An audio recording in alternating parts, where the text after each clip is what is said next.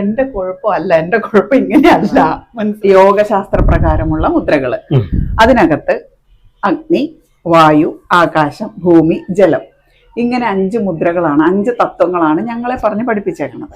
ഈ പൂജാവിധി പ്രകാരം എങ്ങനെയാണ് ഈ തത്വങ്ങൾ വരണേന്നൊന്ന് പറഞ്ഞുതരാമോ? പൂജാവിധി പ്രകാരം ഈ മാനസ പൂജയ്ക്കാണ് ഈ മുദ്രകൾ കാണിക്കുന്നത്. മാനസ പൂജ എന്ന് പറഞ്ഞാൽ അവനവന്റെ ശരീരത്തിലേക്ക് ഈ പഞ്ചഭൂതങ്ങളുടെ ആ ശക്തിയെ അവനവന്റെ ശരീരത്തിലേക്ക് ആക്കുകയാണ് ഈ മാനസ പൂജയ്ക്ക് പ്രാധാന്യം. ഈ മാനസ പൂജ കൊണ്ട് അതാണ് ഉദ്ദേശിക്കുന്നത്. മാനസ പൂജയിൽ വരുന്നത് പഞ്ചപ്രാണങ്ങളാണ്, പഞ്ചശക്തികളാണ്, പഞ്ചഭൂതങ്ങളുടെ ശക്തികളാണ്. അതിനകത്ത് ആദ്യമായിട്ട് വരുന്നത് വം അവാത്മന ജലം കൽപ്പയാമി. ജലമുദ്ര ഇതാണ്. വം അവാത്മന ജലം കൽപ്പയാമി. മോതിരവരല് ജലം. അത് പൂജാവിധി പ്രകാരമാണ്. അത് തന്ത്രശാസ്ത്ര പ്രകാരങ്ങള് പല പല ഗ്രന്ഥങ്ങളിലും പറഞ്ഞു വെച്ചിരിക്കുന്നതാണ് ഇത് പറയുന്നത്. അതായത് മോതിരവരല് കൊണ്ട് വം അവാത്മന ജലം കൽപ്പയാമി. ഓരോ അക്ഷരത്തിനും പ്രാധാന്യങ്ങളുണ്ട്. വം അവാത്മന ജലം കൽപ്പയാമി.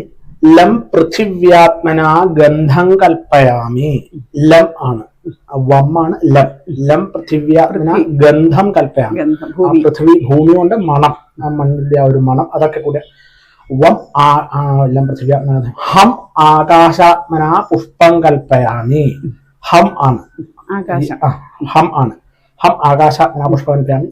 യം വായുവാത്മന ധൂപം കൽപ്പയാമി. ധൂപമാണ്, വായു. വായു കൊണ്ട് ധൂപമാണ്.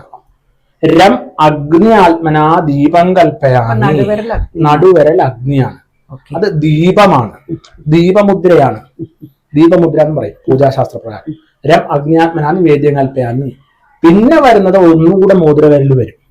ധവം അമൃതാത്മന നിവേദ്യം കൽപ്പയാമി.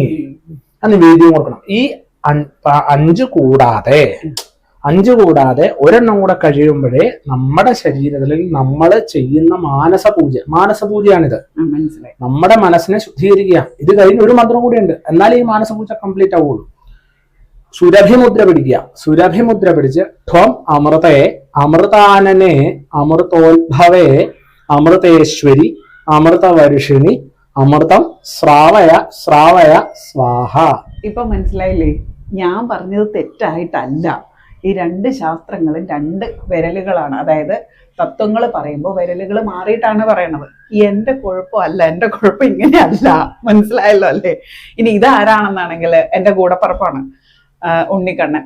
അവന്റെ ശരിക്കുള്ള പേര് ഗോവിന്ദൻ. ഓക്കെ, അപ്പോ എല്ലാവർക്കും മനസ്സിലായി. എന്നെ തിരുത്താൻ വന്ന എല്ലാവർക്കും മനസ്സിലായി എന്ന് ഞാൻ വിശ്വസിക്കുന്നു.